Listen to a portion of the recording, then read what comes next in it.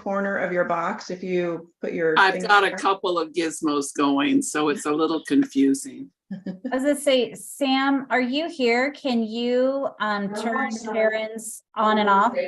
Sure. Thanks. You can get to the Thank you. website on. You got it. You got it? It's going live on YouTube. Oh, good.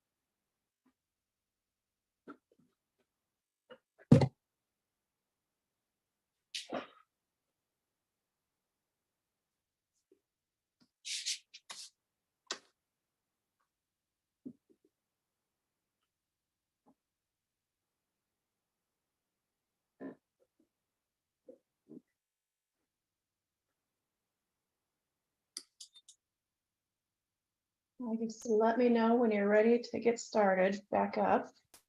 Hey, do we have Dawn?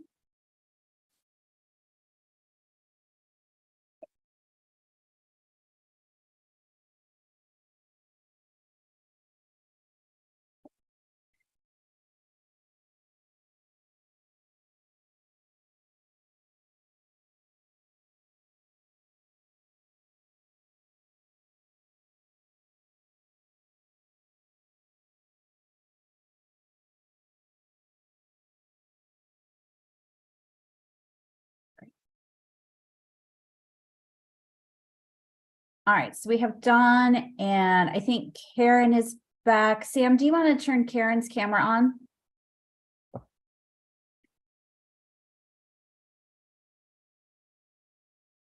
Looks like I can just ask her. I can't manually turn it on from here. Oh, okay. I thought as host you could. Yeah, it looks like I can just turn it off. Ah, well, you should really be able to have both options.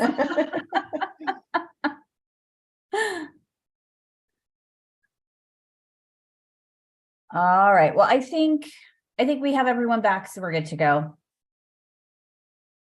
Oh, we should do our quick little introductions and yes, the live stream thing. I wondered, I was like, why is Mike unmuted? Okay, so we are, my name is Ellen Hornady, and on behalf of Nebraska Arts Council, I'd like to welcome you to this panel meeting. We've convened to review applications for the Arts Project grant category. Decisions made by this panel will determine the funding for all applicants. They will be reviewed by the NAC Council at our next meeting, which will be on June 6th. So I'm going to ask for each panelist to briefly introduce yourselves with your name, where you're from, and the organization that you are with. And I will start with Karen Harris, who is auditing with us this round. You're on mute, Karen.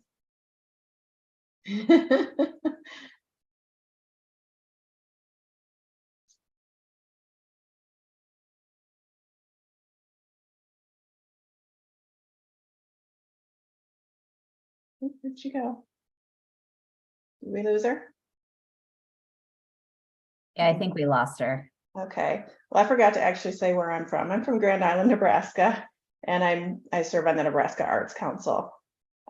So until Karen gets back with us, Kenneth, can you introduce yourself? Good morning, everyone. My name is Kenneth Williams. I am the Associate Director of Programs at the Texas Commission on the Arts. So like the NAC, I work at the Texas State Arts Agency, and I'm happy to be a part of this process. I live here in Austin, and with TCI, I work with an overview of our grant management and payments and contracts and film and media arts organizations. Thank you, Kenneth. Leanne. Hi, Leanne Wallet. I'm the program officer in community engagement at Delaware Division of the Arts, which is also a state arts agency here in Delaware. I live in the beautiful city of Wilmington, and I'm really excited to be part of this art project grant panel. Thank you. Linda. Good morning. My name is Linda Bonenkamp, and I'm the grants manager at the Omaha Symphony. And I'm also the president of the board of BFF Omaha, and used to work at the Nebraska Arts Council. Thank you. And Dawn. Hi, good morning, everyone. I'm Dawn Martinez Orpeza. I'm the executive director of Alexito, a statewide agency here in Iowa. I was formerly the Arts Education Community Partners program director from the Iowa Arts Council. I also serve on the board of the Iowa Jewish Historical Society and the Des Moines Arts Center. Glad to be here. Thank you. And we have Mike Markey, our executive director. Mike, would you like to say anything? Thank you, Ellen, and thank you very much for heading up this panel, the second of 3 panels that Ellen is heading up. Thank you to everybody who is tuning in, all of our applicants. There were 42 of them this time, which is wonderful. People are getting Project's up and running again. The same thing, this is the largest group that we've ever had, which means that the dollars are tight, but that means that there's going to be a lot of good art out there. So thank you all. Thanks to our panel, Kenneth, Dawn, Linda, Leanne. It's nice to have you guys, a stellar panel of experts from across the country. So thank you guys. And just a word out to all of our applicants that want to encourage you again to make sure that you take a little time to thank your elected officials. One of the reasons that the arts flourish in Nebraska is because the elected officials, particularly the state senators, know about what's going on in the arts because you all do a wonderful job keeping them informed. So take a moment, thank them. There are an awful lot of new senators out there, and this session will be over with sometime, and they'll be looking for things to do. So invite them to your projects, and again, thank them. I may have mentioned that before. Thank your elected officials for their support of the public arts. One other quick note is that it is our 50th anniversary, and we are very proud of that. We are going to be celebrating our 50th anniversary in connection with the State Arts Awards, which will be October 19th. We'll hold those at the Embassy Suites in downtown Lincoln. Nominations are now open, so if you go to our website, you can nominate your favorite organization, patron, artist, and give them the recognition that they deserve. Thank you, Ellen. Thank you, Mike. And Rachel Morgan, our program specialist, is going to explain the panel process to anyone listening in. Thank you, and good morning, everyone. If you haven't already, for those listening in and tuning into the live stream, please take a moment to register. I believe there is a link to the form on the site, and we'd love to know that you sat in on the meeting and have a record of that. And just as a reminder to the panelists that even though you can't see or hear the audience, they can see and hear you, unless you stop your video or your mic, of course. We are planning on taking a break each hour, but if any time, once again, if you need to step away, answer the door, let the dog out, please just let us know. You can send a chat, a text. And then when we do take that break, for those of you on the live stream, know that we'll pop up a little slide like was on when the live stream first started, letting you know that we've stepped away momentarily. And we'll also announce before we take that break when we plan to come back. So just an overview of the panel process. The panelists have received and have read all applications in advance. Each application has been assigned a primary and a secondary reviewer. The applications will be discussed and then individually scored by each panelist according to the published criteria for this category, which is the rubric that was attached to the application.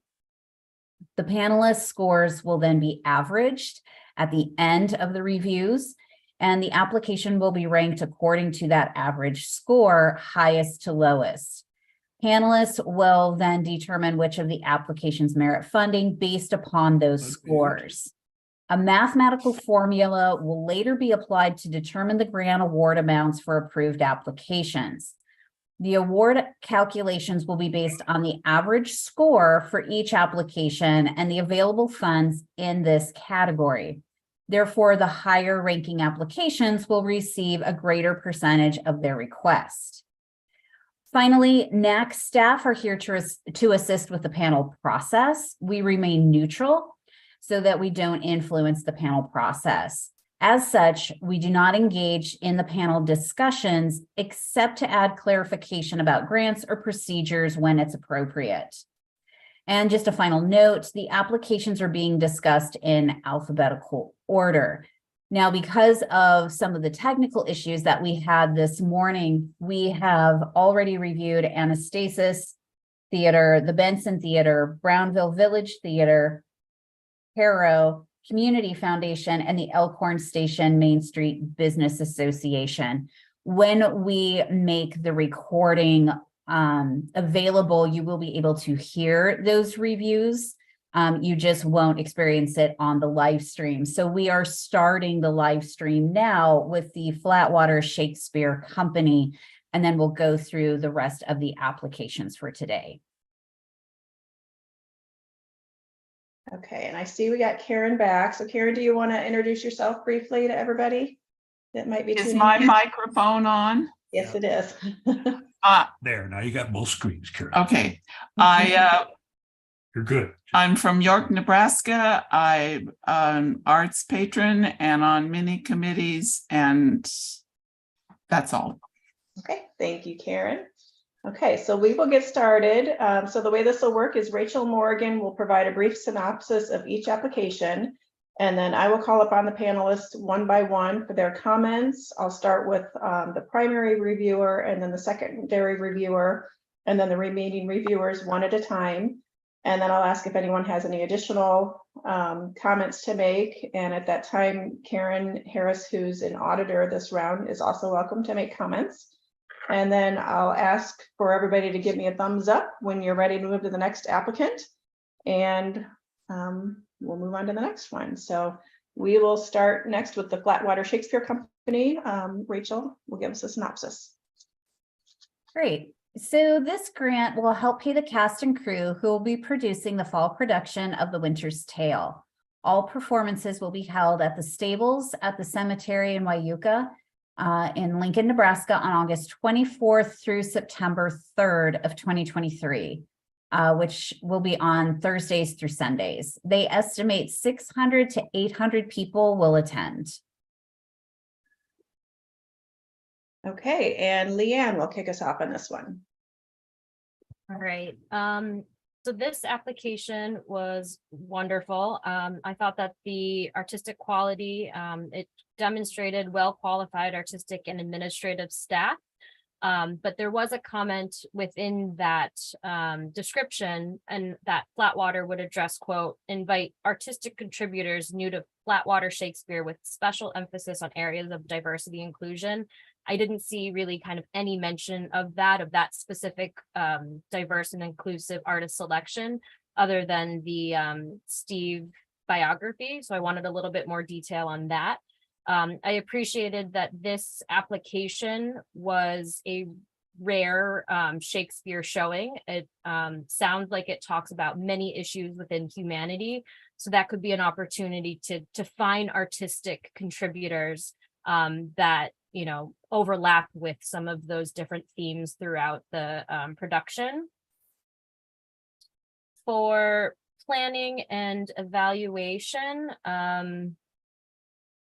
the support materials were really helpful. That primary brochure to see just kind of the longevity of the organization, as well as past productions and programming that they do to support, you know, all the different types of audience members was really helpful for the whole narrative and the application.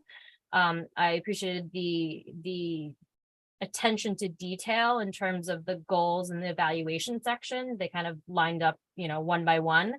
The only thing I noted though within goal 3 is that it did not address how it would expand its audiences, only sustaining the current ones that they've identified through kind of their own and paid media. In terms of the budget, one question I had was, you know, could the actor stipend be a touch higher? I mean, these are arts projects, and it seemed like that actor stipend and pay is slightly low. And I know this isn't totally relevant to the application, but I had a question if Flatwater Shakespeare has ever considered applying for Shakespeare in America grant from Arts Midwest that would fit very nicely within everything that they're doing in this application. In terms of outreach and engagement, I like that they broke it up within outreach and engagement by age bracket and kind of generally had statements for each one and how they would define how they would reach each group. But I wanted to know a little bit more, and I didn't feel like it was addressed how future programming is going to shift and change and be more inclusive for families with children without alienating older audiences. This is that perennial problem for many different organizations. So kind of future looking and not just currently looking. Other than that, I saw that there were some smaller, more portable versions, the 1 or 2 act model that they had adapted for schools. Could this model also be translated for different audiences, younger audiences, and those with families? I thought that would be an interesting way to be able to make Shakespeare more approachable for especially younger generations, and introducing that at a younger age. Okay, thank you, Leanne. Kenneth, anything to add? Yes, I think the work done by Flatwater seems exciting and fresh, and this specific project emphasizes and explores themes that are topical and important to artists and audiences. So congratulations to this first production of The Winter's Tale. You know, it's one of Shakespeare's late romances. It's a weirdo. It's not done very often, but really great text and themes and scenes going on within that play. I thought the company is considering those themes that it presents in its work and is exploring those in rehearsal and performance process, which is nice.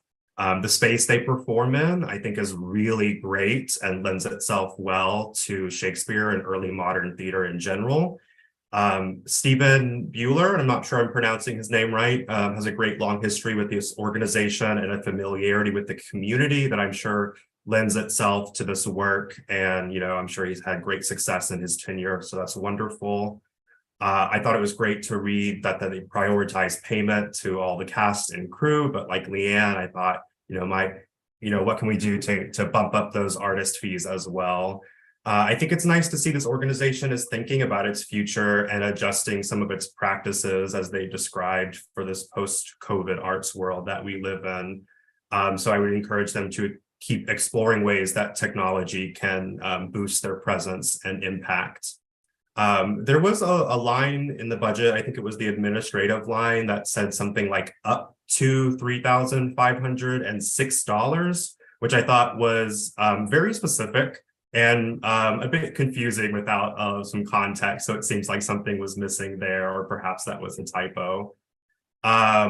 Let's see, I really appreciated the data that they were able to provide about their audience in terms of technological access in the area. I thought that was a really good bit of information to have that is not often talked about in that part of an application. This is a side note, but the application mentioned that they've had issues serving alcohol or beer at their events. So I was just curious. I don't know, in Texas, a lot of theater organizations are able to do that. Just accepting donations rather than, a price for a specific drink. So that might be something you can explore. I'm not sure what the laws are in Nebraska around that. The description of impact is good. I would have appreciated a little bit more information about direct impact they've had from past productions. The organization has a solid understanding of how age operates in their community and their audiences. I would encourage them to consider other population breakdowns as well as they assess their programming. Underserved audiences in other areas kind of seem to be roped together in consideration. I thought it was nice to see that they're doing outreach for older populations and youth at risk in the area, which makes the summer tour aspect of this program seem like a great way to reach more and new diverse audiences. And I thought that they had really powerful letters of support. Thank you. Dawn, anything to add? I just would have liked to have seen, that they were really measuring the goal of reaching new audiences and diversifying as well. That there's a great opportunity there, and they could really expound upon that and let us know that they're doing it. The other thing that I had questions about, and maybe I missed it, but I would have liked to have seen some reviews of past work or something in their artistic documents. I think that would have really helped, like give me a picture of who they really are and the quality of the work. Okay, thank you, Dawn. And Linda. I think the only thing to add is that I would like to have known a little bit more about the free summer tours they do in the parks around Lincoln. That sounds like a great additional outreach. things that I would like to know that I had questions about are the artists paid for that? Is it a smaller ensemble? Is it the full production? Do you do that every year? Or is this your first year? And if you've done it in the past, do you get pretty good attendance? How many people do you see come to and actually buy tickets from those tours?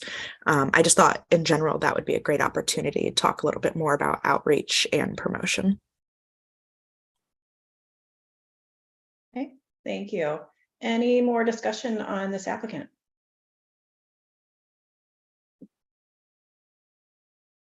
Okay, then give me a thumbs up when you're ready to move on. Okay, Rachel. Great, you guys are quick. The next application is from the Great Plains Theater Commons. And this is for a project, a series of bi-monthly workshops and quarterly play readings built in collaboration with bilingual community members.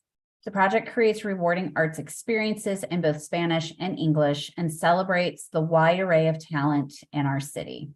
Great Plains Theater Commons forged a strong relationship with Families in Action over the pandemic, and workshops regularly attract 20 to 25 attendees per session.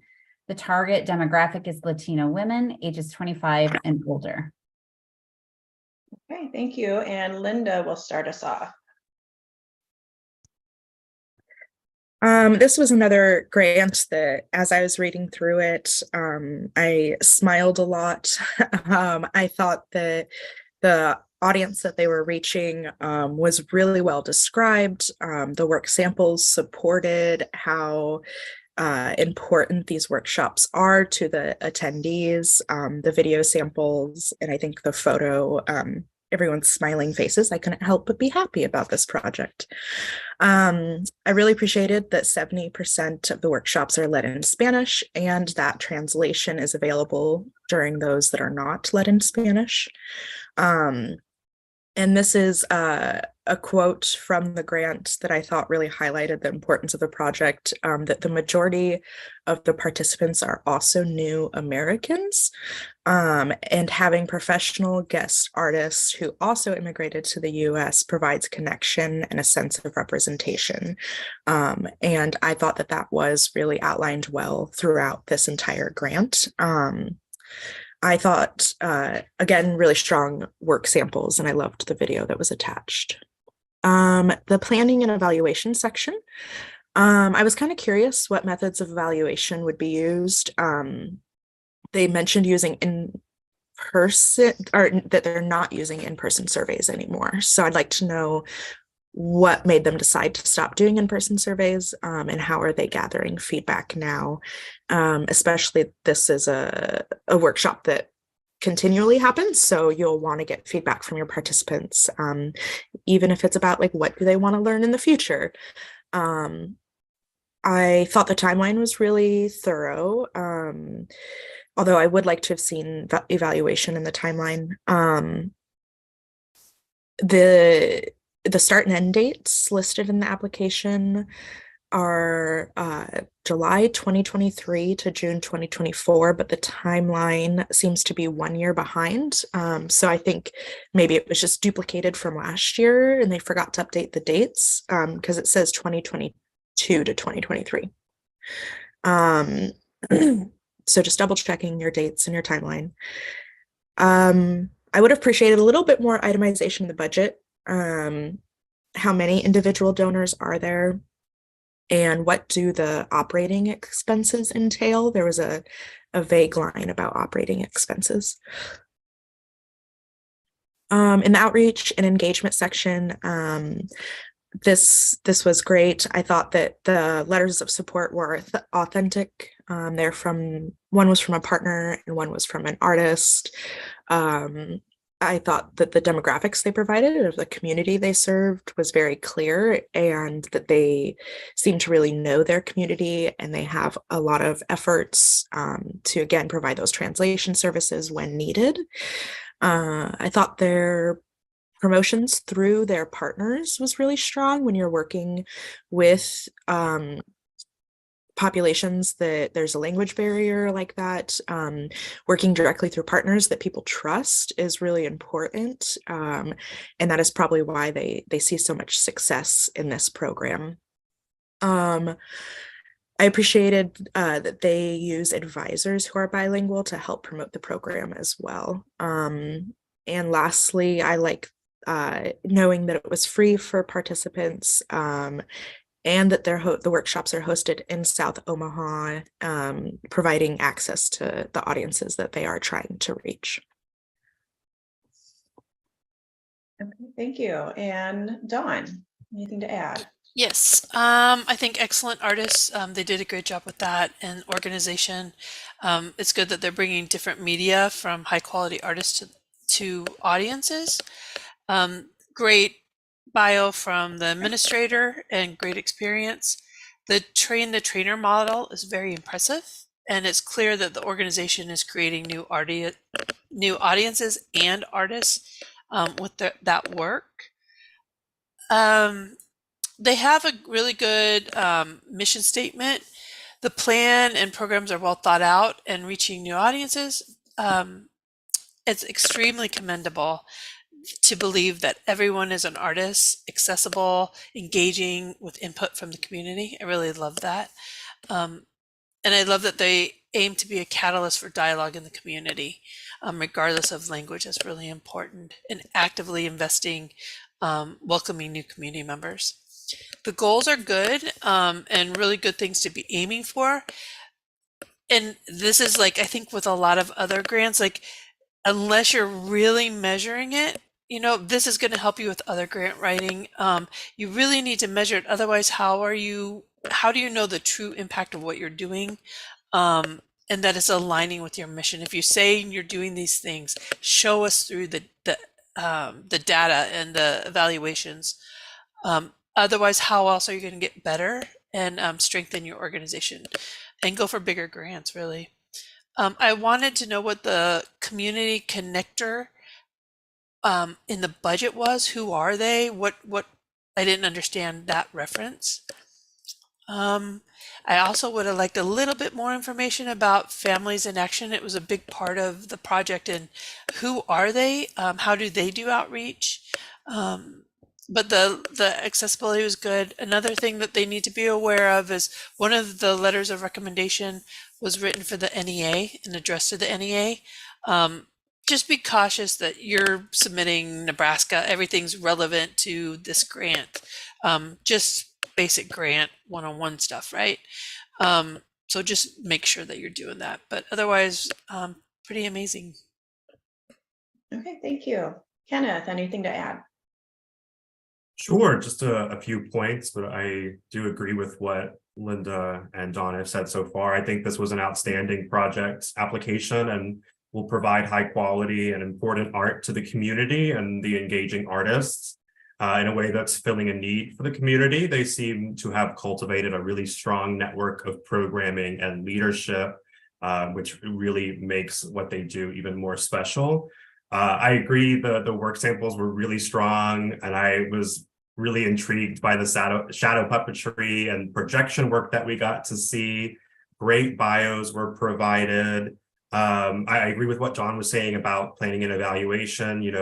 It's really a difficult balance to get that quantitative data in there, but they also seem, really interested in getting those deeper emotional and societal responses to their work. So continuing to work on that balance would be great. The impact focus on accessibility, diversity, and creative job building is vital and clearly demonstrates the capacity for this project, which I thought was great. And again, really strong partnerships. Okay, thank you. And Leanne. Yeah, again, just echoing a lot of what has already been said, but I really enjoyed, at least for the artistic quality, seeing that engagement with the rotating local guest artists as part of some of the workshops. I think that's really great, and not only in terms of visibility, but access and accessibility as well, and getting them the opportunity to present in a established workshop. For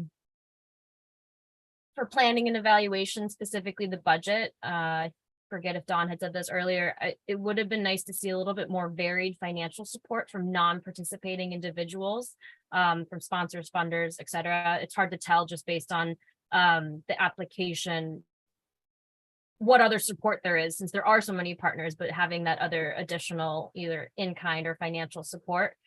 And then just to echo the Dawn's comment of additional focus on those evaluative methods. There are other ways to do that aren't just, here's a survey and handing somebody a survey. They could be community conversations, having somebody specifically be that outreach person, just to talk, to get that qualitative data, or even hosting an event like a talk back or happy hour to be able to have that robust conversation that still is able to gather that data for additional funding opportunities elsewhere. The quantitative data could also be from an on-site evaluator. They're the ones, an external person is the one doing that evaluation, so that it doesn't become a burden for the audience member and participant. Yeah, otherwise I love the primary work sample, and that video montage was really helpful to be able to see visually that past programs and workshops. Yeah, and that's it on my end. Okay, thank you. Do we have any further discussion for this application? Okay, then let me know when you're ready to move on to the next one. Okay, Rachel. So our next applicant is Impact Art. And a brief description for this project. ESU 7 is putting on a summer mural art program in partnership with Impact Art. The program will conclude with a large mural in downtown Columbus. This grant will help assist in paying for additional artists, materials, and lift and scaffolding rental for the mural. The wall is large and additional artists are needed to help paint and teach. The project will also require a large amount of materials. And additionally, a lift and scaffolding rental is necessary because of the size of the wall. Okay, thank you. And we will start with Dawn. Yes. So the artists are very competent and experienced in this project.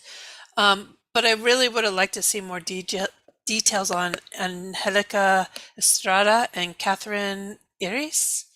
How do these artists collaborate together? I was just I wanted some details on them. I don't know what U7 is. So like getting that would have been helpful because they were mentioned throughout. I don't know what that is. They're also tell you? It's an educational service unit. The state's broken into different units. And that would have probably have changed everything in my reading. Having a really wide range of students, I think it was like kindergarten or first grade through like high school. I really, and again, somebody said this about another one, this might have been a better arts learning grant. I wanted more information on actual daily sessions, how students were incorporated into the planning and execution, which they mentioned, which is commendable, but like how? And that's, working with the first grader is very different than working with the senior in high school. And I wanted to see plans on that, which does affect the artistic merit of this project.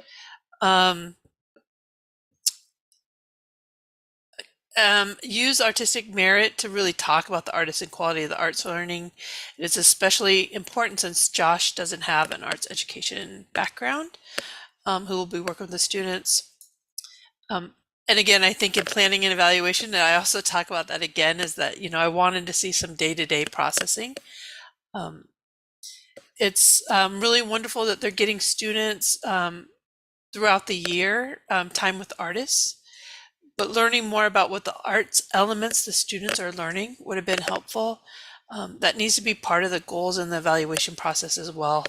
Mention that, like, what are they learning? Because this is a big part of it. Look beyond what you're giving migrant students to what gifts that you can give them. They're providing a vehicle and a voice and a means of expression, self-expression. that is permanence and transient life. You know, what a gift that is that they talked about that with these students they're working with. This is just a little grant side note. Be really careful about using words like ours. It was hard to decipher who they were referring to. Was it the artist writing? Was it the applicant? I couldn't quite understand some of that, so it was confusing. The timeline was really short. So more details on the planning and the sessions was really crucial to understand how I wanted to be able to visualize how the project would happen. And that was kind of missing. It looked like the application or the budget was incorrect at first. The gas fees for the artists were really high. And so a little bit more detail on that would have been helpful. And maybe that's her match, but I think it was still a little high. They did give us really great detail on the audience. Explaining the migrant life would have been a little bit beneficial to the grant and the outreach part of it and the engagement part of it. But underserved was good. Would like to see details on how and why you connect students with other nonprofits. But they did have really great, excellent letters of support for this project. So I think that is all that I have. Okay, thank you. And Linda, you're up next. Yeah, I thought that overall this project would have definitely benefited from an explanation of what ESUs are, because they do work, they're very educational based, and I think that I would mirror what Dawn said, that this might have been a better grant for an arts learning project, since it seems the primary target audience is the youth in those 6 workshops they're doing to build the mural. I also would have liked to seen a photo of the first mural they mentioned. Are they painting over that one? That was a big question I had. They mentioned doing a mural on this wall every year, so I presume they're painting over it every year. But that was not explained, at least that I could find. In the planning and evaluation section, I would have liked to seen a little bit more of the pre-planning in the timeline and the evaluation process in the timeline. It was very short and didn't give me a good sense of what the scope of this project is. I would like to know more about their goals of connecting with the youth. Since they are working with ESU 7, I'm sure that there are educators that are a part of this project that probably just weren't a part of the grant writing.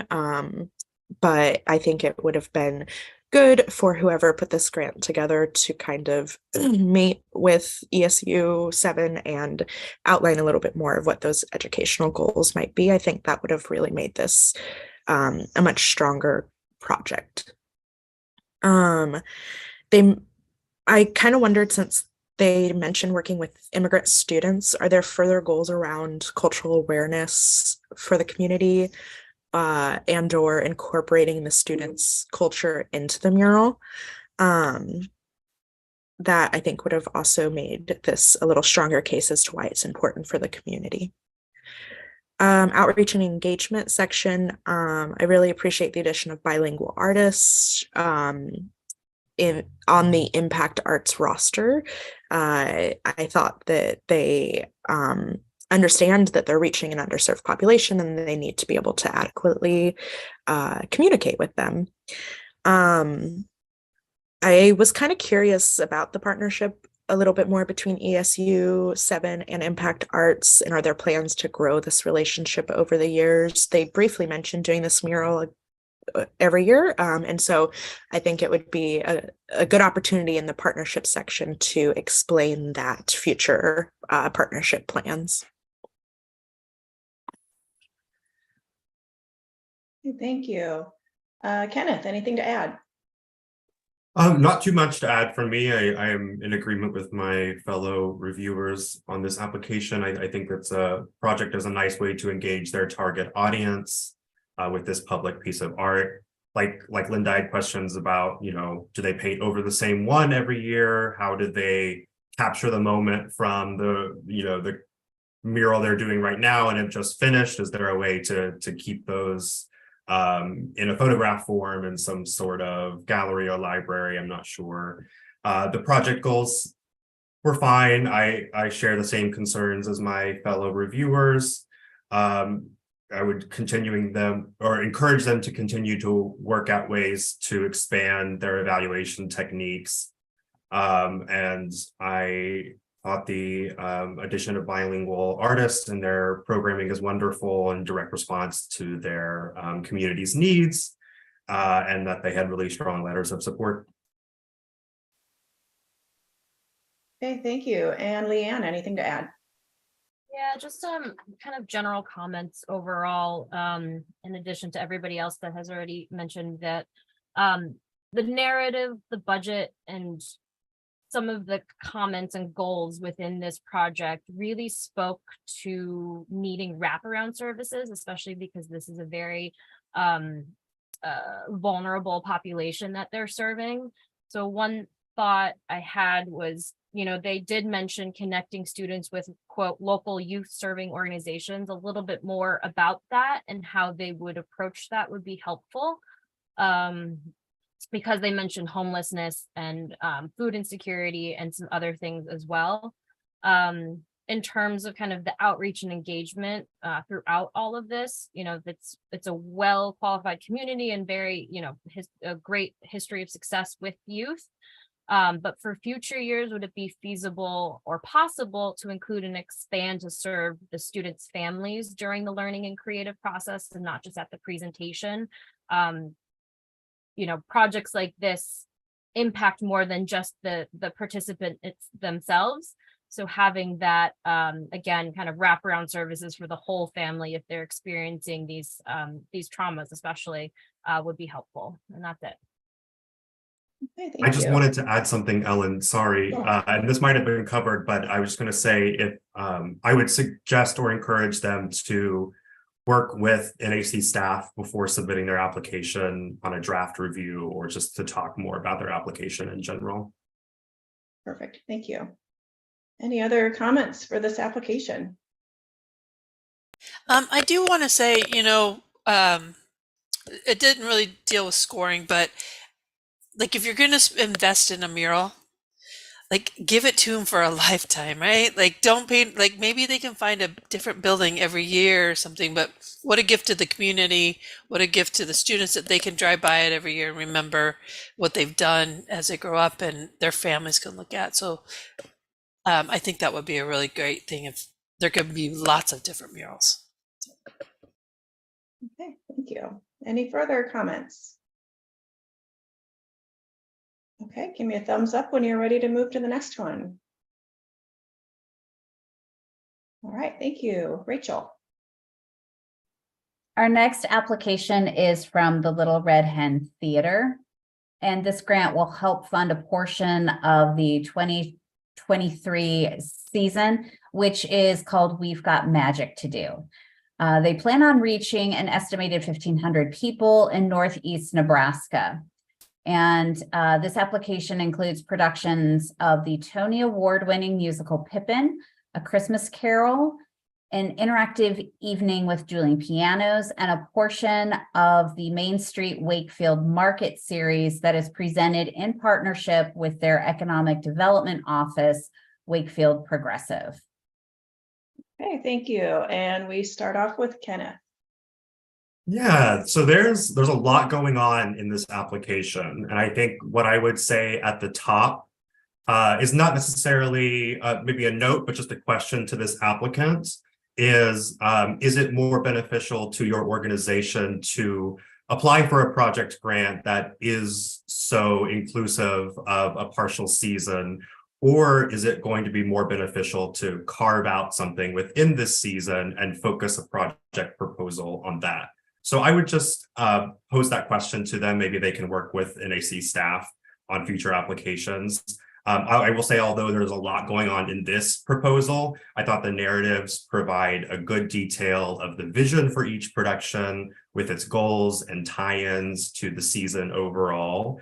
It seems like a well-rounded season. I thought that artists and audiences are going to be given varying opportunities to be engaged and learn. I thought there was kind of a treasure trove within the work samples of different videos that really help give an idea and a sort of a virtual visit for someone who's not familiar with the Little Red Hen. The artists leading these productions seem to have well-rounded experience. I would have liked a little bit more information on I think the Fun Pianos group and the artists that are leading the Christmas Carol event as well. I thought because the proposal covers a season of work, the goals in the planning and evaluation section are a bit lofty, but it makes sense in considering the scope of this proposal and the strategic goals of the organization overall. The season is about expansion and growth, and the goals are kind of framed realistically within those ideas.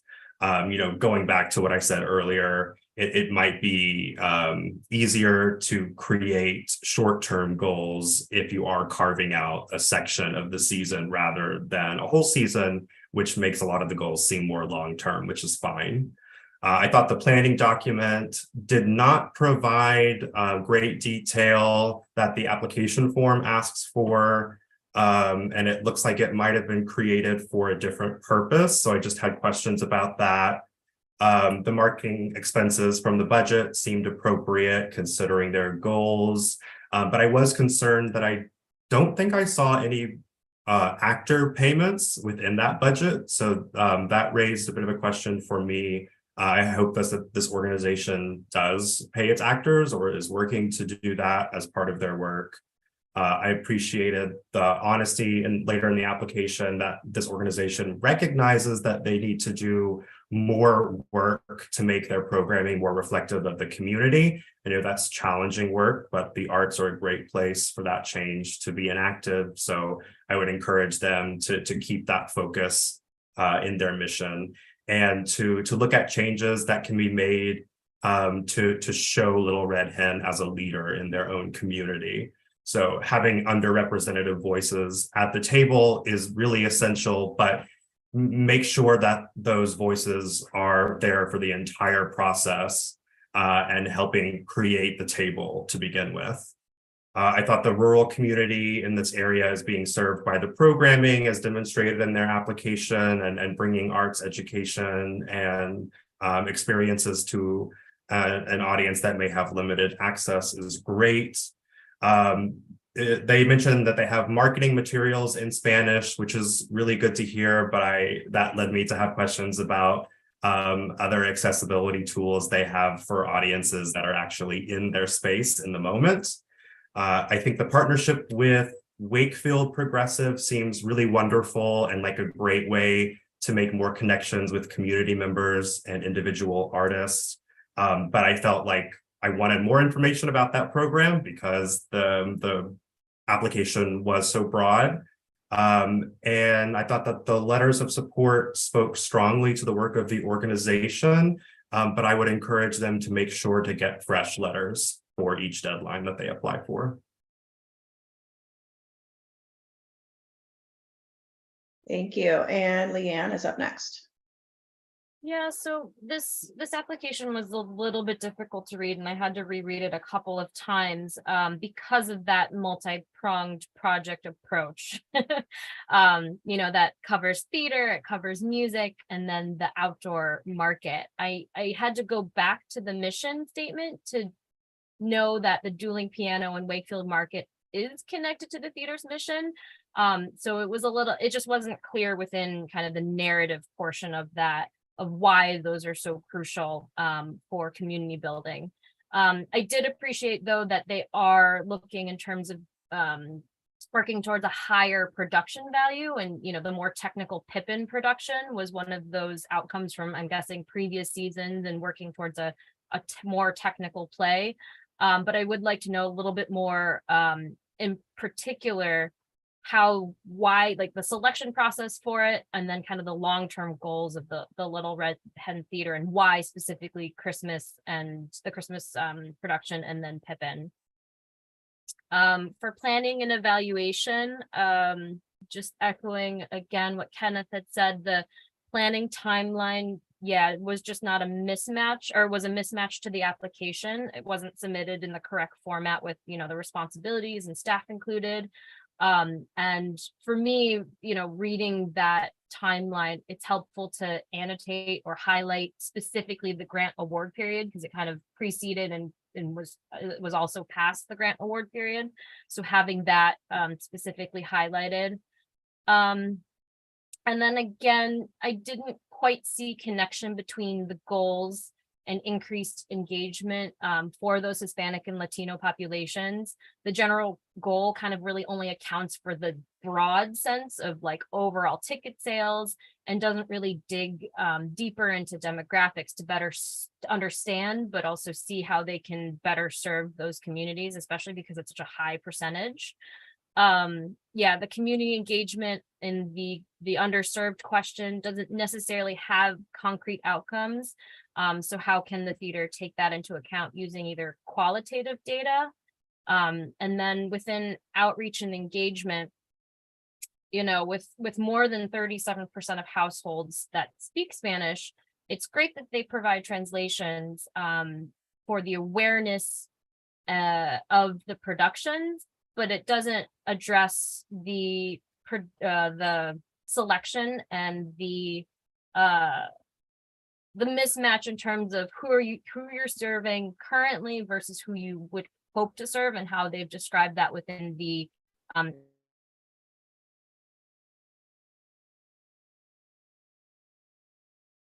plays throughout the year of listening sessions, surveys, to elicit community needs beforehand. And that's it on my end. Okay, thank you, Leanne. Linda. Yeah, not too much extra to add. I did find myself wanting to know more specifics about this project, since the scope is so large, encompassing their entire season. I found it kind of difficult to evaluate this as a project. Though I wouldn't say I marked down because of that, I guess I just kind of kept thinking in my head, is it almost time to make Little Red Hen Theater part of the basic support category? I think they apply for projects a lot, and this project's clearly for their whole season, so maybe there's a different category that they might be able to shine more in. I thought that I think Kenneth mentioned that both the letters of support are from 2022. So just seconding that, more current letter support, something specific about this season would have been helpful. Okay, thank you. And Dawn, anything to add? Yeah, I don't know why it didn't bother me, I guess, because it was a whole season, but I do love the idea that Linda brought up about maybe offering them an opportunity to get support. Operational support would be really great. I do think their video work was really helpful and really well done. I want to give them credit for that. I also think that they're doing interesting and innovative work. Though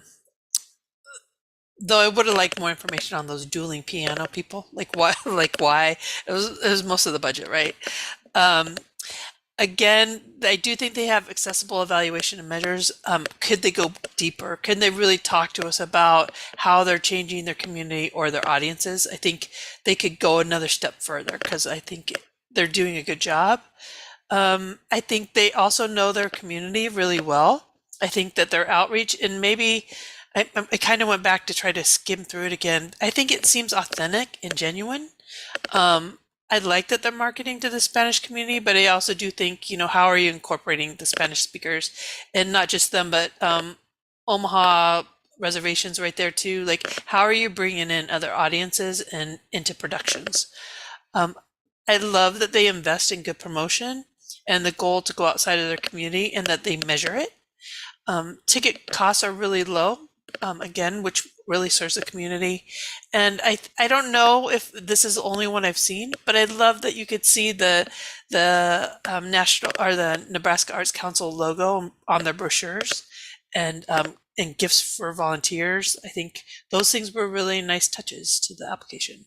So I'm done. Thank you. Any further comments on this application?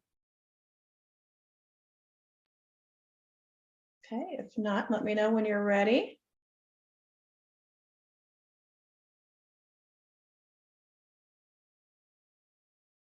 Okay, and I think we're going to take a break and then we'll have 5 to finish when we come back. What time you want to say, Rachel? How about 11:25? Okay. Okay. See you at 11:25.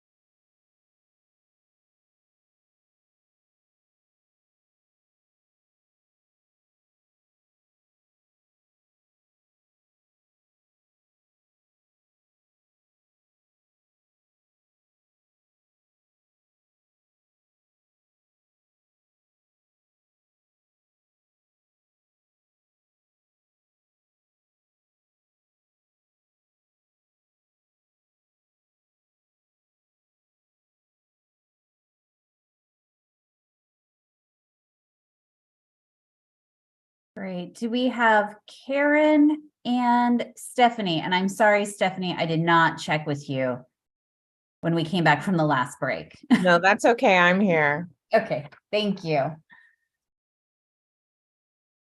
right, I think we have everybody, Ellen. Okay. So Rachel will get us started with the next one.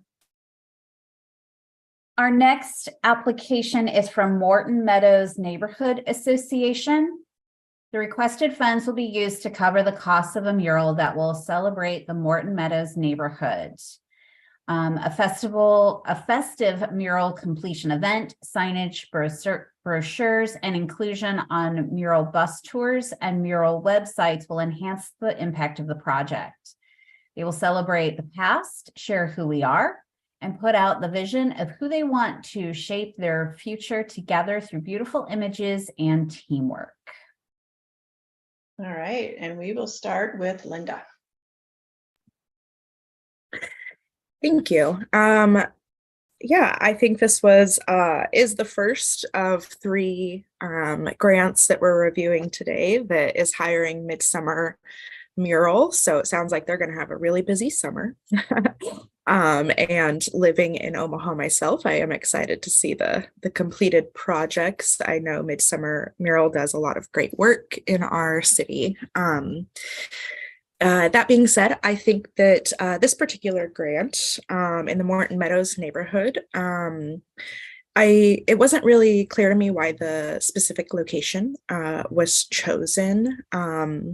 I would have liked in the artistic quality section to have known a little bit more about the artists that live in the neighborhood. They mentioned, but they didn't mention how they're going to be involved in the project. They just said that they have some artists in the neighborhood that might be interested. So a little bit more explanation there would have been good.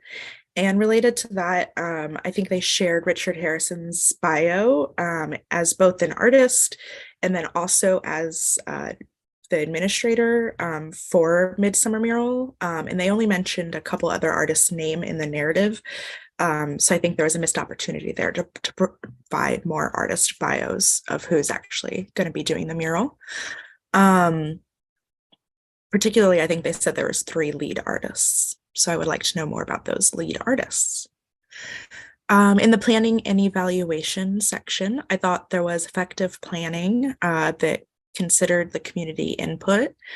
I thought the timeline was simple, effective, but I would have liked to see more plans about reaching out to local organizations and schools to encourage participation. They mentioned they wanted, in one of their goals, they mentioned they wanted to include more youth, but what does that mean and how are they addressing that as part of planning this project? I do appreciate that the majority of the budget does go to pay the local artists. In the outreach and engagement section, I think the community meetings and design meetings are a great opportunity to include everyone in the neighborhood. But this is another section of the grant that I think was a missed opportunity to talk about that outreach to the youth and how they're going to be involved in the mural process. The thing that concerned me, I think, the most about this grant is that the letters of support were from 2018, and that they seem to be written to the mural selection committee. So did they start planning this project back in 2018? And if so, I think that these were the wrong letters of support to include. Letters of support promoting the actual production of the mural now in 2023 would have been stronger. And I don't think that they were necessarily related to the project. So yeah, letters of support were missing there. And that was all. Okay, thank you. And Dawn is up next. So let's see. It's obvious that the artists have built a really good reputation, but the applicant didn't do a really great job of saying why these artists are important to the community, or why this mural is important. The mission statement, but I actually went online and looked at, because I think they might have directed us to the mission statement online, and it actually did talk about the importance of the aesthetic being an somebody help me here, aesthetically distinctive area, but it wasn't in the narrative, which was kind of a misstep, I think. If they could have elaborated on just that itself, it would have helped the application. I think that they had clear goals, but they didn't really talk about how they were measured or how it would be addressed. The promotions are promotion plans are kind of basic and don't really align with the goals. The story gathering session was really exciting to hear about and could be really powerful with youth and elderly, and it matters, be a powerful piece to this project. They did, again, they didn't, as far as outreach, they didn't really elaborate on who they are and what makes them a community that's unique or special, or the project would be special. I also was a little bit, they need to be really kind of careful. There was some statement about low rent and apartment dwellers as kind of ruining the community, which honestly I felt, well, I'll put it positively. They could be really welcoming and incorporating these people into their community, because it's obvious that it's changing. So be proactive and include these families into your project. I don't know the community, and so they didn't really give me an idea. It doesn't appear that they're diverse. Incorporating the elderly in a proactive way would have improved the project, if they could have talked about that. And the promotion is kind of basic and could be developed better. So that's all I really had. Okay, thank you. Leanne, anything to add?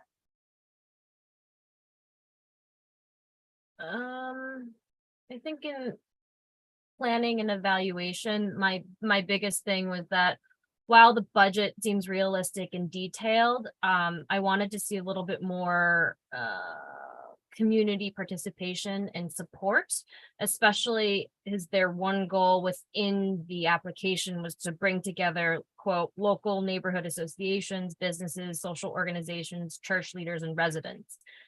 This has been said in various ways with the other panelists, but it's such a broad demographic of audience members, but then there isn't specific tactics and strategies to reaching all of that lofty goal of everybody in the community. And then in terms of outreach and engagement, they did mention something in terms of working with underserved audiences with LGBTQ, ethnic diversity, and income levels. I didn't see anything related to that. So just being careful if you're going to mention it, that you have the strategies or at least some mention of how you would do that through certain community engagement or programming. Thank you. And Kenneth, anything to add?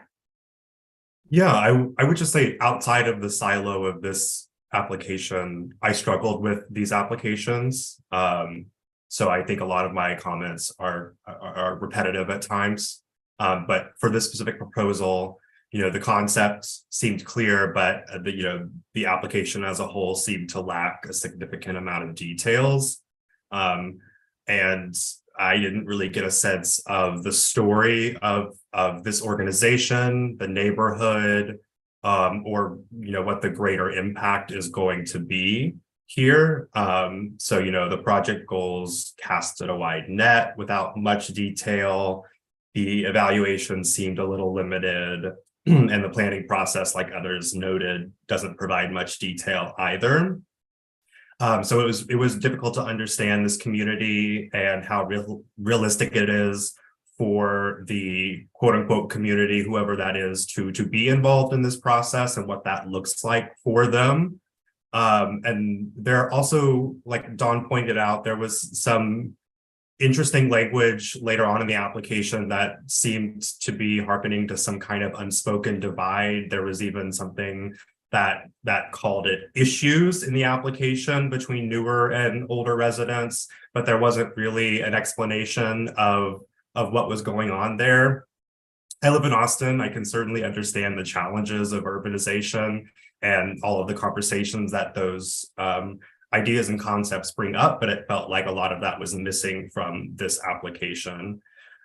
So I was just left with a lot of questions, like who is actually being represented at these meetings and in this work, and had questions about this specific organization. Is it an HOA? Do you have to pay dues to be a member? Who's really benefiting?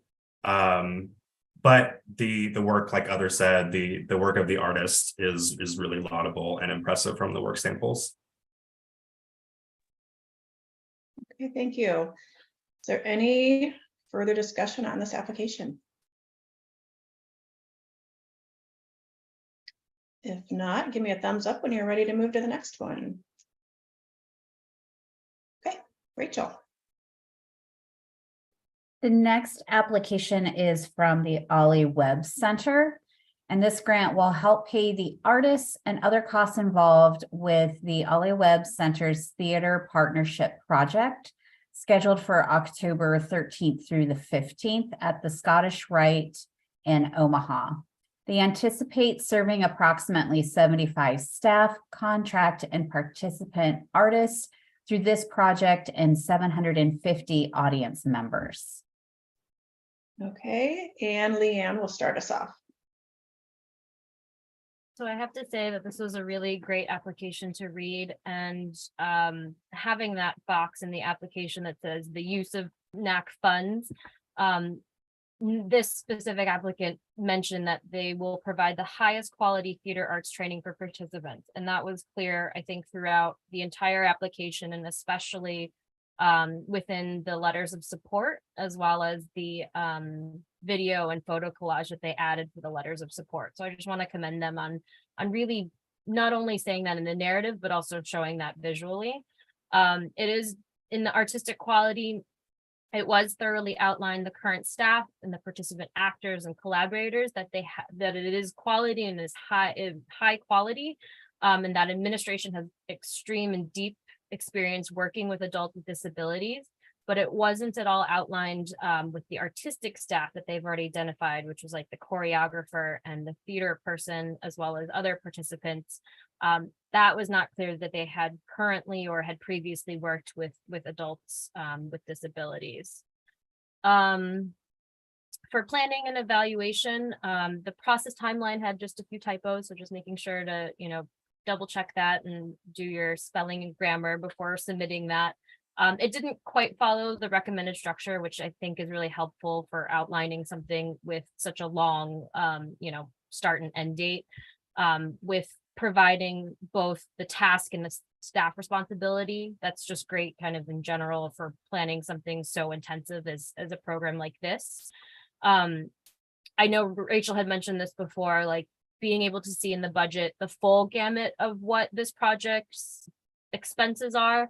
However, I did question why the artistic staff seems quite high. Are these roles full-time, and how is that outlined? And I didn't quite understand what the Health and Human Services income support was. Is that staff? Is that operations? A little more detail in terms of those expenses would have been helpful.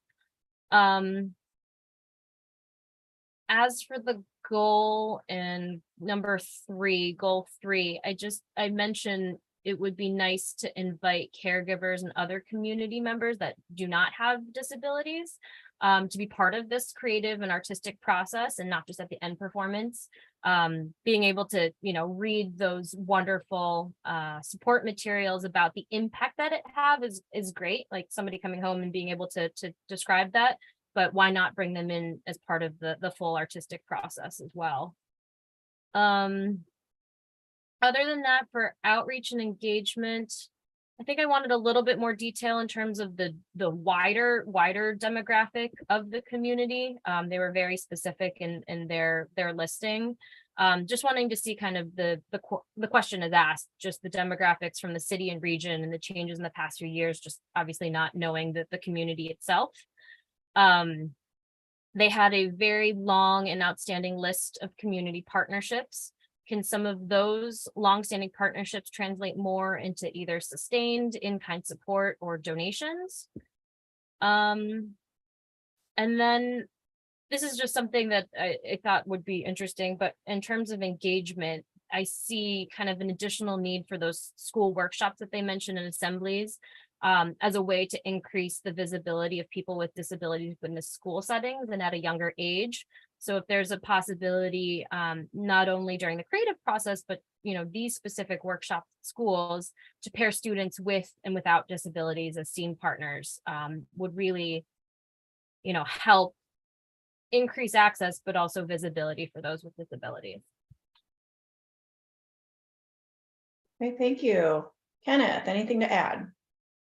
Yes, I thought this description of the project was very clear and detailed and provided a good bird's eye view of the project.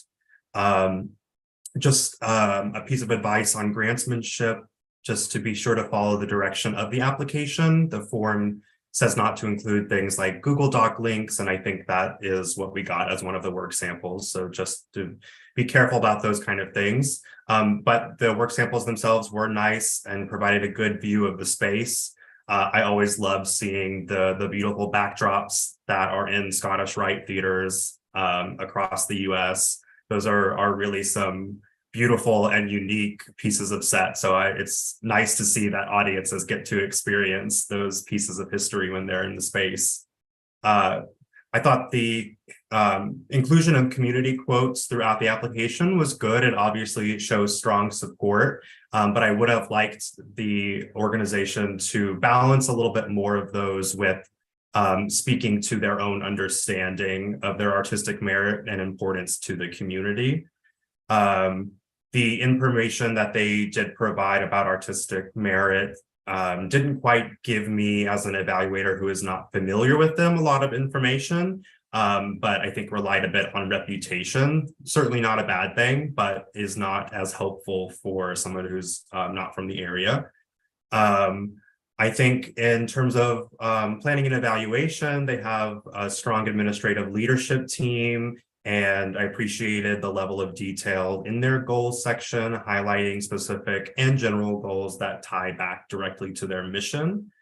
I appreciated in their budget that they carved out specific portions for administrative costs. That was just a nice level of thoughtfulness in that budget.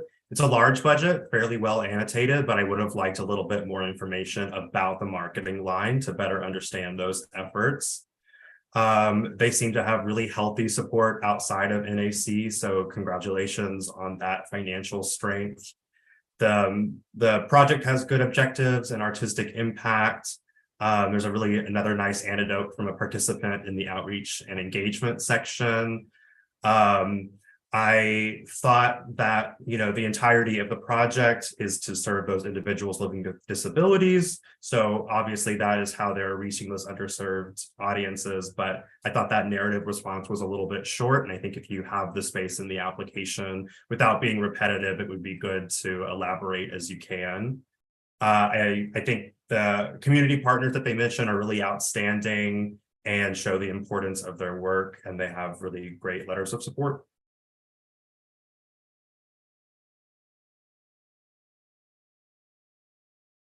You're muted, Ellen. Sorry. Okay. Made it that far without doing that. Dawn, anything you'd like to add? Actually, one of the points Kenneth hit and articulated better than me, but the really good anecdotal statements, I really appreciated them in this grant.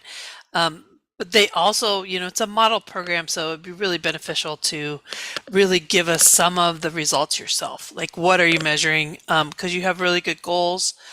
Show us that you're measuring it. I think everything else has been said, except one other thing.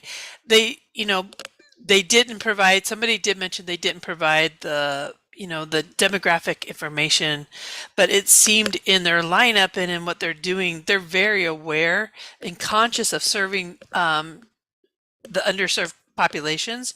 And so talk about it, because it's clear what you're doing, that you are aware of who's in your community and who you are trying to serve. So just talk about it. So I think everybody else hit everything. Okay, thank you. And Linda. Yeah, I think that this is the largest project budget we've seen. And I think part of that is because of the large chunk of administrative costs. And so it was just kind of shocking to see that. And so I think what would have helped would be an explanation of why there's such a high administrative fee. And I think the relationship between the Ollie Webb Center and this theater partnership project, like I think they're one and the same. So it's almost like it's a subset of the Ollie Webb Center's budget, which is probably why we're seeing the Department of Health and Human Services income line, because the Ollie Webb Center probably receives money from them. So I think there's missed opportunity there for a better explanation of this subset program. And I think that would have helped us digest the budget better. And then the last thing I wanted to say is the timeline does include a mention of a national Zoom reading of the play, but the accessibility section said that there's no virtual aspect of the project. So those two things did not align. What is the national Zoom reading? Is it this play? And if so, then there is a virtual aspect. So I would like to have seen the accessibility narrative answered that. Okay, thank you. Any further comments on this application? Okay, if not, give me a thumbs up when you're ready. Okay, Rachel. Our next application is from Secula Italia Foundation. And this project will work with a team of artists to create a mosaic imagining the early years of St. Frances Cabrini when, as a young girl, she dreamed of sailing away to help people in faraway places. She made paper boats, filled them with violets, and commissioned them to serve. The work will be on the parish hall gymnasium, which will be used by students in the neighborhood every day. They will connect with mosaic artists in Sicily to broaden the skills in creating public art, including mosaic works. Okay, Dawn will lead us off. Okay, so I think in part of the application, the way it was written and things, it was kind of confusing about the foundation versus Midsummer mural. And I'm not from Omaha, so like it was kind of hard for me throughout the whole application to figure out who really is the applicant or who should be the applicant. It wasn't so like Richard, was he the administrator? I didn't quite understand if he was with which organization he was with. And I also SONA, SONA, I guess that's South. I guess I'm figuring that out right now. It never was like spelled out, so I was kind of confused about that too. Also unclear, like, are the artists coming from Italy? Like are they incorporating Italian artists? Where, like, that never was fully developed in the narrative. I wanted to know more about, is this a specific style from the specific town in Italy? Like, what was that connection with that community? I understood the sister city aspect of it, which they're not yet a sister city. But like, tell me more about that community's art, like, and why it's important to bring it into this project, or if you are, or if you're not. There was a plan B, which seemed like a more predominant, like, I think part of it is the application. It seemed like a thinking process as opposed to like, this is what we're doing. But plan B seemed more prominent for an option for this grant.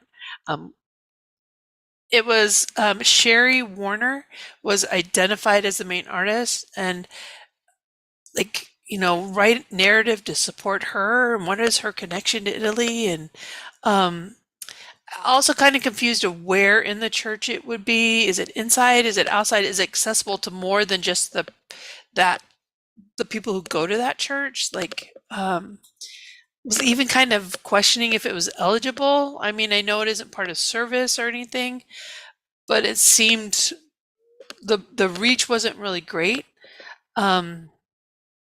The goals also were kind of lacking a lot of definition of the project. You know, it was about connecting the community, you know, but how many parishioners go there? Is it a school too? Is it like, what is the reach? Because I felt like that's really limiting to the greater community. It was also a goal about connecting artists, but like how? How are you connecting the artists? They didn't, the evaluation really wasn't, the goals were kind of lacking. So the evaluation wasn't even really evaluating the impact of the project, but stronger goals would have helped. They also stated that they were working with students, yet students are not participating, and there was no content and planning about how students would be engaged. So that's kind of confusing, and as well as there's already a sketch of what it's going to look like. So how are you incorporating other people's ideas and designs into it? So they did provide good demographics. Anecdotal information on the community would have been nice to know, since it's very targeted to this one specific community, one Italian community. Promotion was kind of broad. It would have been beneficial that if this applicant would have explained the relationship with Midsummer Mural, make it really clear of there's a separation there too. Sister city plans are in the works, which would be great, but tell us why this city and why the arts, and a support letter explaining that from sister cities or from somebody from the Italian community would have definitely have benefited this application. So that's what I have. Thank you. Up next, Linda. All right. Regarding artistic quality, I did appreciate the sketch as the work sample, or the rendered design as the work sample. And I think, Dawn, to answer your question, it looks like they're placing it on the outside of the building. But I'm only assuming that because of the sketch that was uploaded. That definitely was not in the narrative. I thought the artist bios were really strong. I guess this is another benefit of me being from the Omaha area, but I recognize most of those artists as artists that live in the Little Italy neighborhood of Omaha. And so it's really clear that they chose artists that this is an important project to them. Only to me, I think, because I'm really familiar with those artists. So that should have been further explained in the narrative. It was really unclear how they were including the artists from Italy. I think that was mentioned. I think it would have been helpful to note when that decision would be made in the planning process. Regarding the budget, there is a very particular lead artist fee. So I wondered if that was a quote from the Italian artist, if they were to be involved. So I think there's just a lot of questions in this application that I almost wondered if it would have been better for them to apply next year after they had some of these things more in line. Not to compare applications, but looking at the Morton Meadows project, just based on the 2018 letters of support, they've probably been planning that project for a long time. And I just wonder if this project has as much prep in the planning. When you're bringing an artist from overseas, you definitely want to have a really good planning period, strong, long planning period. Regarding the outreach and engagement, I thought they definitely have a strong knowledge of their community, and that was evidenced in the artists that they chose to be a part of the project. The letters of support were for the Midsummer Mural, I think maybe even the planning committee again, or the selection committee, not for this project or this grant. So more relevant letters of support for the project would have been helpful. Okay, Thank you. And Kenneth, anything to add? Not too much to add. I'm in agreement with my colleagues here. It felt like this application made a lot of assumptions about the knowledge of the reviewers. I also felt like it was hard not to compare applications, especially getting to this one. It just felt like rather than the organization applying on its own behalf, it felt like the artist submitting 3 very similar applications to get other groups to hire them. That might not be appropriate to comment on for this particular application, but I did also have a lot of questions about this group and this project and the neighborhood again, and about the greater impact of this specific project. The planning and evaluation sections filled in some holes of the artistic narratives for me, but again, I felt like what others have said, this felt more like an idea rather than something they were prepared to actually enact. Yeah, I would have liked more information about this neighborhood. Is it more residential? Is it more commercial? What is really going to be the greater impact for this specific work of art? And there was also, let's see, the promotional information provided some additional details about outreach and engagement, but those weren't really helpful, or they did not seem to be factored into the budget or other descriptions of the project. And like others have pointed out, the letters of support were not unique for this applicant. Okay, thank you. Any further comments for this application? Or did I miss Leanne? Sorry, Leanne. That's okay. Go ahead. Yeah, I think for me, in all of these comments, it's really hard not to compare, but if you're going to be submitting something that is similar but different in each community, I felt that this, as well as the other ones that I reviewed, is very much transactional and not transformational, in the sense that each one needs to be community building. It feels like this is like come in, do a mural and leave. And a lot of the questions that we've been posing and comments that we've been posing throughout this application specifically have really spoken to, like, there was only one community meeting, for example, in the project timeline. I mean, they did mention having 10 meetings prior to then have that sketch of what the mural will look like, but that wasn't at all described in the narrative, so that would have been helpful. I had a large pause when I looked at that budget.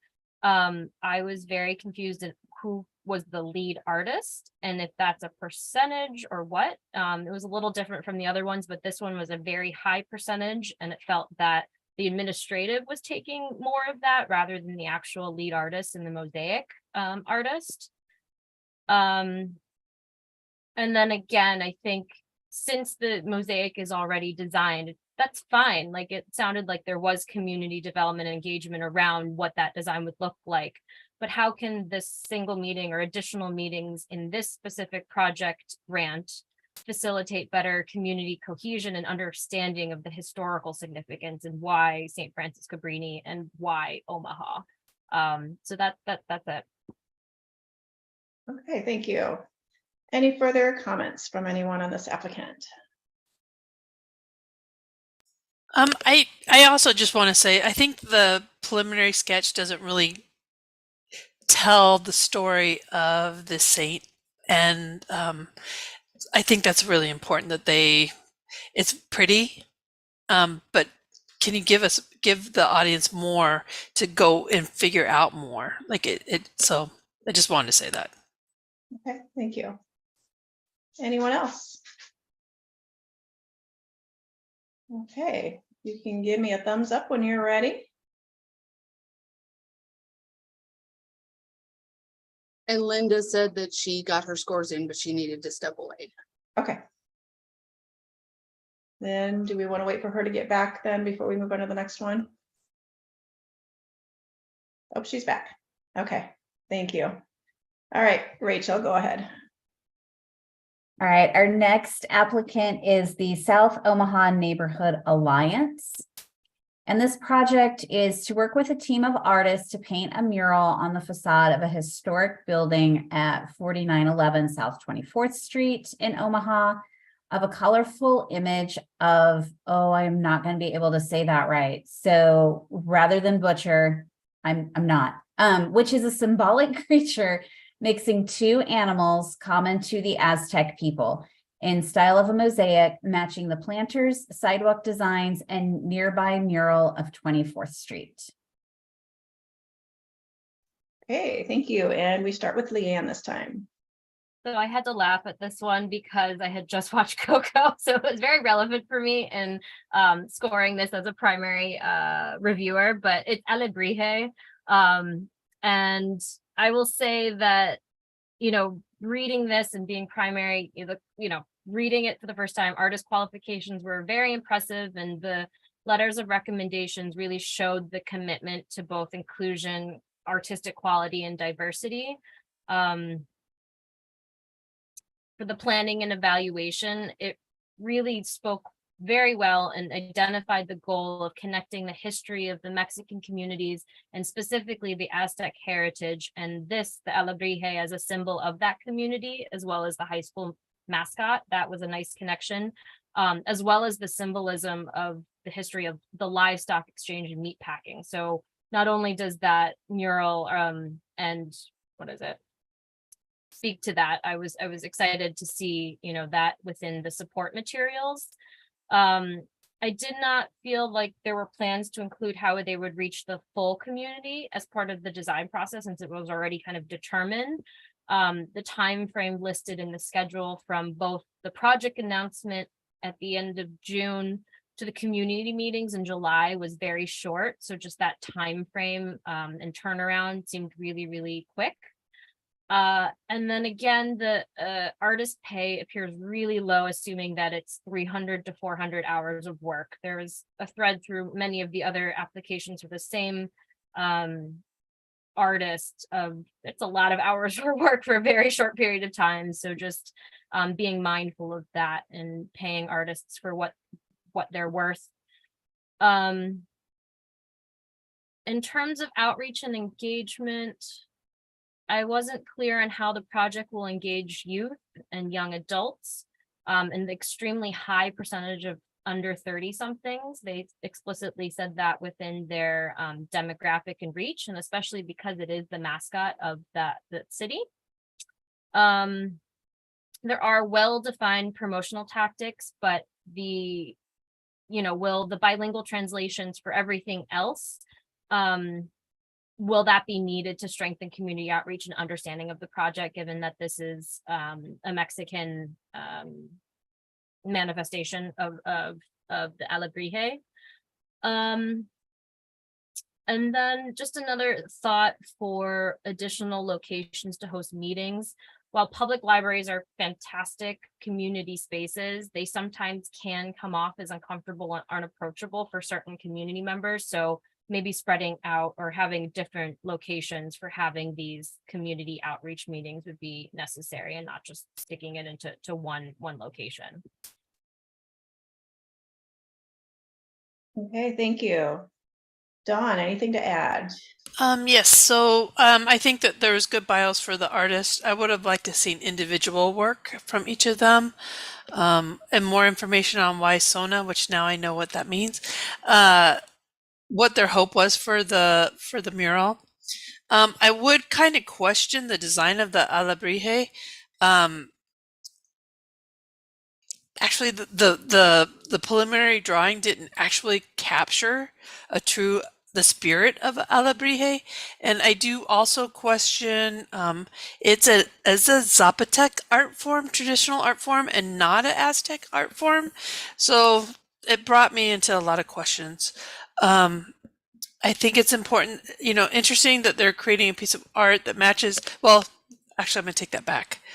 I think it's very interesting, and I question the matching of the street decorations and the matching of, like, why not have a dialogue with the things that are already established, the artwork that's established, and not be matchy, like let it stand alone, let it be in dialogue of the whole community. So I question that a little bit. Really wanted to see the planning, including the youth participation and community input. Again, I feel like I'm a broken record, but no goals were really listed or evaluation of this. Increasing participation was stated, but like, what's your goal? Like, what number? How many participants? I thought it was kind of interesting that the lead artist is taking a smaller payment than the other artist. It could have been cleared in the narrative, but they didn't. I also like to see how the two organizations are working together. Promotions seemed to be somewhat cookie cutter and didn't really reflect reaching out to the Latino community. So more information on that would have been helpful. Letters of recommendation were from 2018, probably the same ones from the last applicant. And this is the chain, like they're trying to do outreach, like do it, show us how connected you are with the community, like explode it for us, lay it out for us how you're going to do it. So that's all I have. Okay, thank you. Kenneth, anything to add? Yeah, I share the concerns and questions that others have brought up. I actually did think that this application provided a level of some context for the mural and its location, you know, the need to beautify the area and boost the surrounding economies. So I was happy to see some of that language worked into this proposal. I thought the artistic leadership seems strong. The planning document was not very detailed, and I was curious as to why the budget included no marketing costs. That always just kind of raises a question for me, but they were able to speak more to their promotion plans in that narrative section rather than the actual budget itself. Let's see. Like Dawn just pointed out, I thought that the outreach and engagement sections were verging towards sounding like box checking rather than programming that was concerned with that level of outreach. So I would just take another look at those practices and the way that you're talking about those efforts. There were some repetitive language towards the end of the application, so just watch out for that. And like others have pointed out, the letters of support were not unique. Okay, thank you. And Linda, anything to add? Yeah, I thought I wanted to commend them for the desire to kind of bring this building back to life with the mural. I think that this application would have benefited from a better description of South Omaha and the 24th Street corridor, because it is very bright when you drive there. It's there's already a lot of murals, a lot of colors. And so to see the rendition photo as a work sample attached here, to see the original building and kind of how plain it is, I'm like, wow, I can't believe they haven't done this already. So it was, I think it would have been better for the applicant to kind of explain what the neighborhood already looks like. I think that would have also helped the panelists understand why they want to match like the decor of the outside of the building to the rendered mural, because that is a lot of what they do. They have a lot of benches and stuff in the neighborhood. They paint those, and the colors are just bright and beautiful, and you feel like you walk into Mexico when you go there. In the outreach and engagement section, I thought that it was a great goal to attract more shoppers to the area. This is also a very popular shopping street that spans about a mile or so. Kind of like the other mural grants they mention involving youth, and actually the sculpture or the facade, whatever, is the high school mascot. So I think there was a missed opportunity to talk a little bit more about how the youth are going to be involved in this project.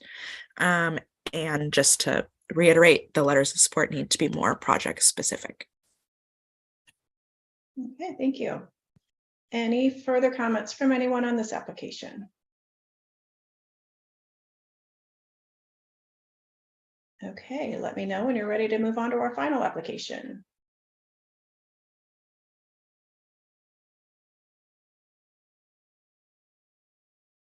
Okay, Rachel.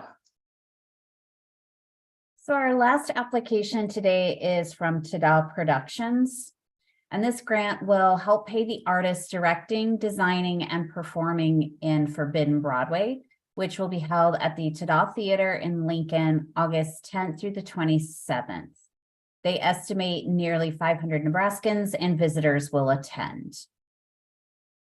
Okay, Kenneth will get us started. Yeah, so this project seems like a really fun night of theater with a show that has a history that connects back to the specific organization for a really special production. They've got, this history with this specific show, and I'm sure the community is going to be appreciative to have it back on the stage. The artistic leadership team seems to have a very tenure and experience, which will be able to bring a lot of strengths together for this project. I imagine that there will also be a really an audition process with high interest, considering that there's, I think, only 5 roles maybe they mentioned for a show that is going to be so popular. I would encourage this organization to think about the images it's putting forward to represent themselves to community members and audiences and others like grant evaluators. There was some images in the work samples that just gave me pause. I don't really need to comment on them, I think. But some historical work samples may not shine the best light on your organization and its funders in 2023. So I would just caution them and advise them to think about those things further before they submit. In terms of planning and evaluation, I think attracting audiences, that's a great goal to have, but I would consider what they can do to retain those audiences as well as part of that work. And I would have appreciated some greater detail on the goals and project evaluation. Some of the data of past audiences or projections will help evaluators understand the impact and what audiences are like now and what those goals look like numerically. Just a general note on grantsmanship, watch out for some typos throughout the application. Always good to have another set of eyes look at that. I did appreciate the level of detail that was provided in this budget with some special attention given to smaller line items. That's always helpful. And it's great to see that artists are being compensated for their work. And then we get to the outreach and engagement section of this application, which I thought, to be honest, really tanked this application for me. The applicant did not really make a strong case for attracting audiences beyond saying that it's not frequently produced, which, you can do a Google search and see what some of the production history is like. The proposal does not speak to any impact on underserved audiences, which I thought is disappointing. Similar to that was the narrative about partnerships. It doesn't seem like there's any in place or any that they could describe, which is concerning. The proposal does also not include any outreach or additional programming beyond the show, which is also disappointing. I would just question and wonder how they can expect to build audience capacity without some kind of related component to continue to retain those audiences. And I thought the letters of support made a stronger case for outreach and engagement than the application itself did. Okay, thank you. Linda, you're up next. Thank you. So Kenneth, again, I think you covered a lot of the comments I was going to say. So I don't want to duplicate too much. I think to second needing another pair of eyes to review your grant before you submit, because one of the things that really I kept getting caught up in this grant are the different dates. Like one of the project descriptions says that the performance is in April 2023. So I presume they meant April 2024, but just double check before you hit that submit button. In the planning and evaluation section, I think it's good to have a goal of gaining new patrons, but for that to be your only goal, I think is important if you're a community theater to, what are your goals of reaching out to your audience? How are you going to evaluate those goals? That just needs to be more fleshed out. I also wondered how many seats were in the theater, because in the budget, they only planned on selling, it looks like, about 40 tickets per show.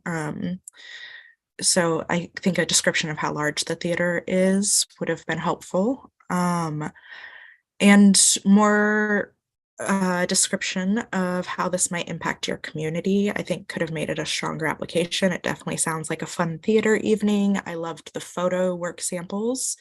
I thought those were great of the past productions, but I just kept asking myself a lot of questions as I was reading through the narrative. I think this application could have definitely benefited going to NAC for a staff review before submitting as well, just so some of these questions could have come up.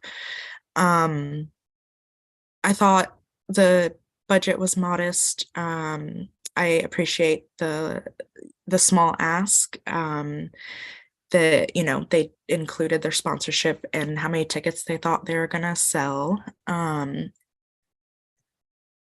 So that was commendable. I thought in the outreach and engagement section, I appreciated the demographics of Lancaster, of Lincoln, but I would have liked to know more about where Ta-Da is located in Lincoln, and how they might be important to their specific neighborhood, because Lincoln is a pretty big city. The programming impact was pretty broadly stated, as was already stated, was mentioned by panelists. I think that as just a recommendation to the writer of this grant, if you're gonna, I know they've applied before to NAC, so revisit the narratives that you used in the past. As a grant writer myself, I do that often. I'll look at last year's application and I'll be like, oh, how have we grown? What are we doing differently?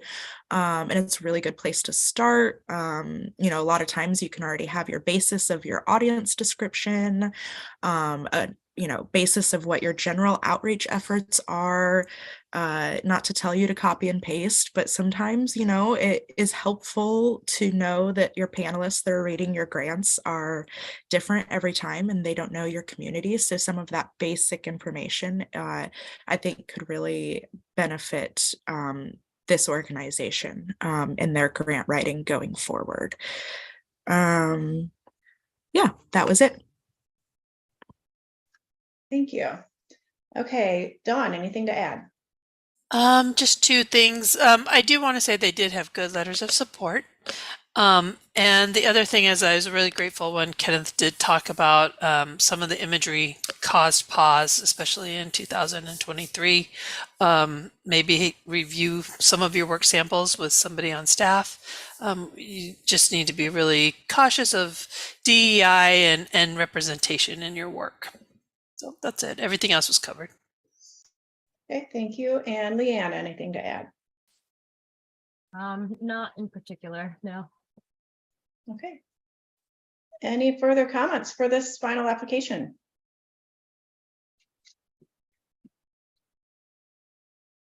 Okay, give you a moment. Let me know when you're done finalizing any scores.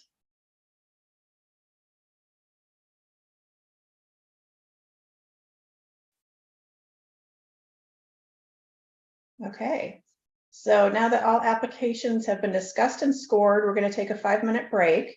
And during that time, the NAC staff will tally the scores and prepare the information for our final discussion.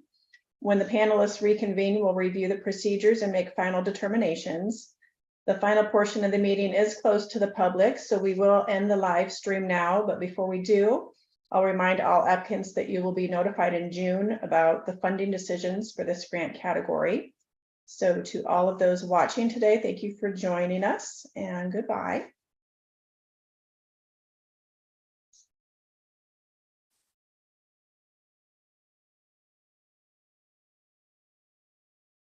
All right, we can go ahead and take our break. Sam will work on turning off the live stream and everything that he needs to do on his end for that. So come back at 12:25. Thank you. Great, thank you.